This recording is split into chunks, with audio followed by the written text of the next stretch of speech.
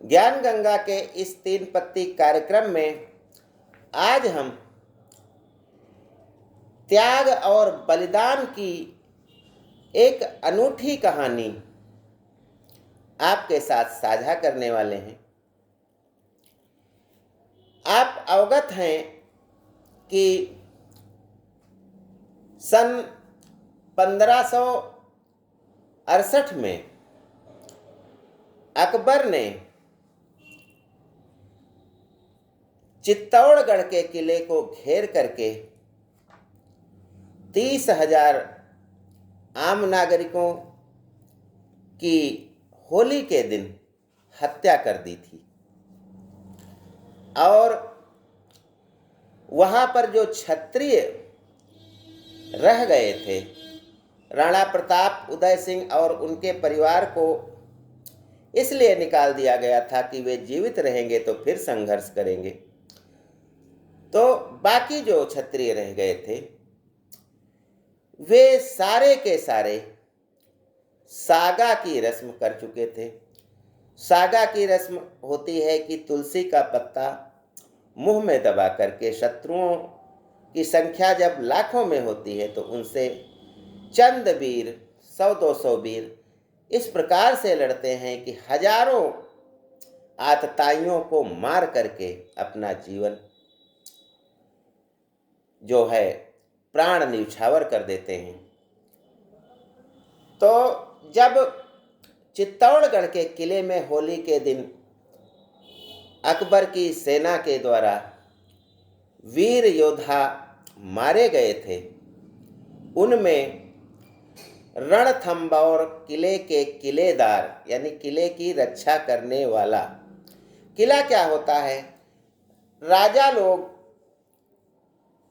जब शासन करते हैं कहीं का तो उसकी देखभाल करने के लिए किलों का निर्माण करवाते हैं, जो सुरक्षित होते हैं, शत्रुओं से रक्षित होते हैं, उन्हीं में अपना परिवार रहता है।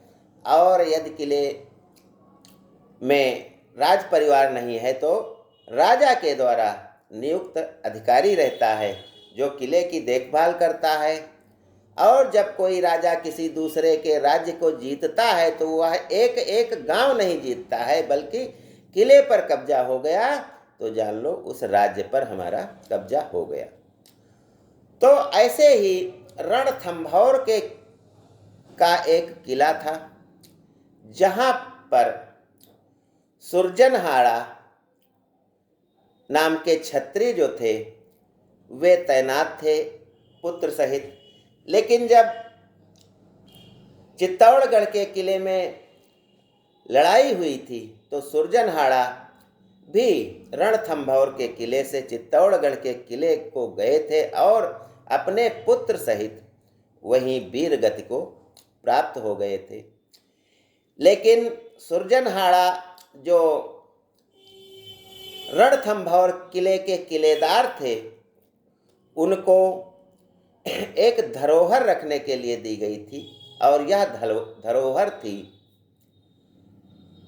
राणा कुंभा की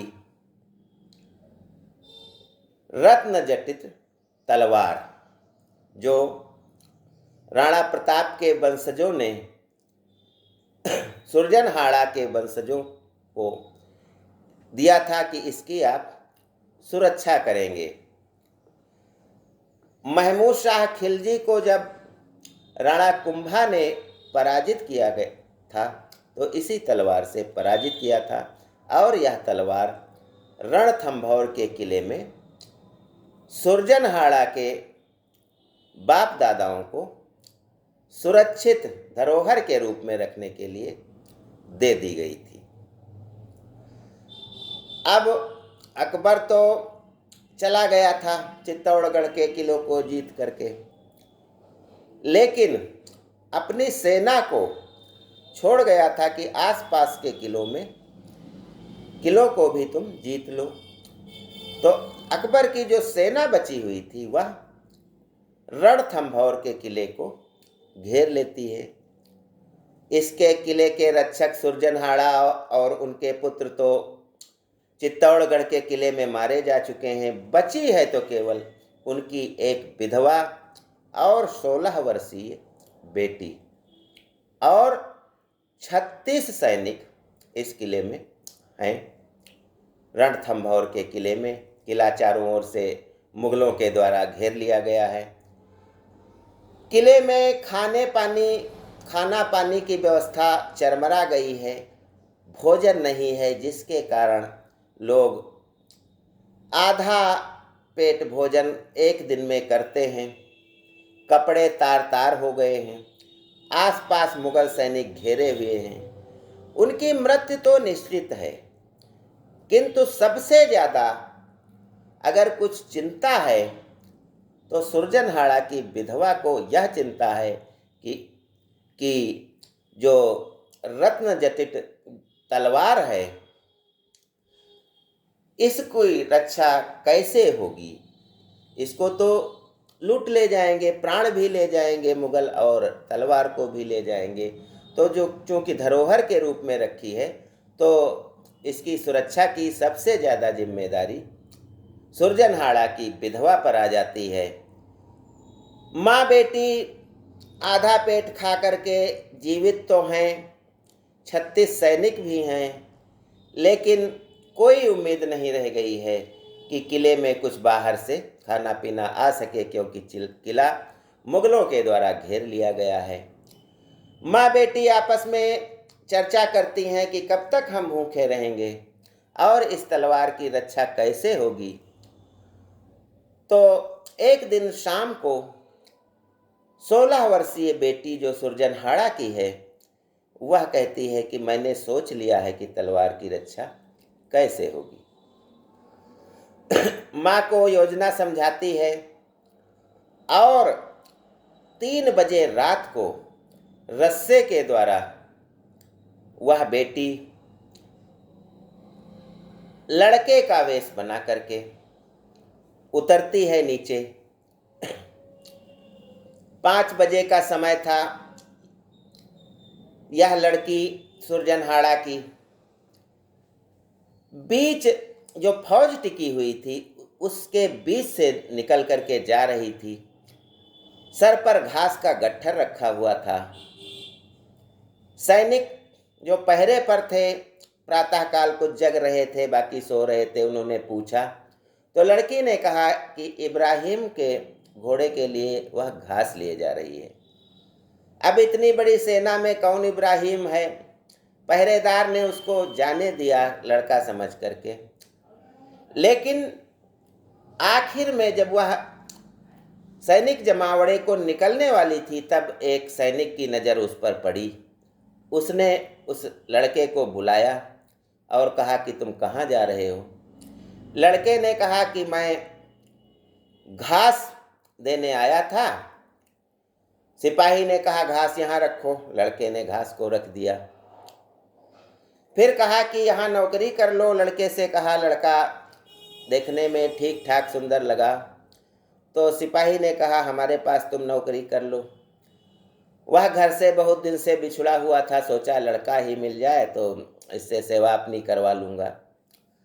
तो लड़के ने कहा कि मेरी बूढ़ी माँ है, वह कई दिन से भोजन के लिए तरसी हुई है, खाना नहीं मिला है, तो आप कुछ हमको दे दो, मैं उसको खिला करके ड्यूटी पर आ जाऊँगा। सैनिक ने कुछ खाना दिया और वह लड़की वहाँ से खाना लेकर आगे बढ़ जाती है और चलते चलते पहाड़ों को पार करते भूखे पेट वह अरावली पर्वत पर पहुंच जाती है, जहां वह कई बार बेहोश होकर गिर जाती है, फिर उठती है, फिर पहाड़ी पर चढ़ती है और एक बड़ी सी अंतिम पहाड़ी पर जब चढ़ती है तो उसके प्राण निकलने वाले हो जाते हैं। लेकिन उसके पास धरोहर थी, तलवार थी राणा कुंभा की, जिसे वह उसके मालिकों के हाथ पहुंचाना चाहती थी। बड़ी पहाड़ी पर वह चढ़ जाती है और देखती है कि कोई शिविर लगा हुआ है, वहाँ पहरा भी कुछ लोग दे रहे हैं। पहरेदार ने उसको देखते ही कहा वहीं रुक जाओ।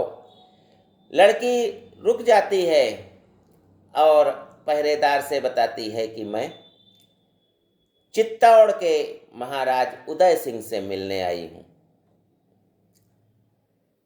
उदय सिंह तंबू से आते हैं, लड़की खड़ी होती है और अपनी पीठ के पीछे से उसके तलवार बंधी थी, राणा कुंभा की रत्न जटित तलवार, वह उदय सिंह को महाराणा प्रताप के जो पिता हैं उनको सौंप देती है और गिर जाती है उनके चरणों में, फिर कभी नहीं उठती है।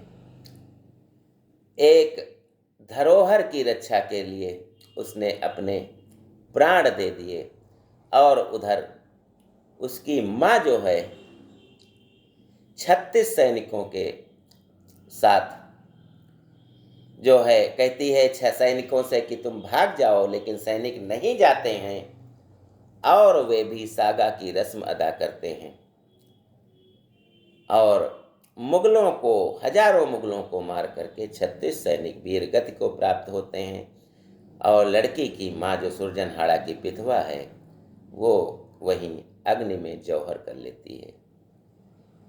यह दिल दहलाने वाली कहानी है, धरोहर की रक्षा की कहानी है। एक बालिका ने तलवार की रक्षा के लिए अपने प्राण दे दिए। ज्ञान गंगा में बस आज इतना ही। जय हिंद, जय भारत।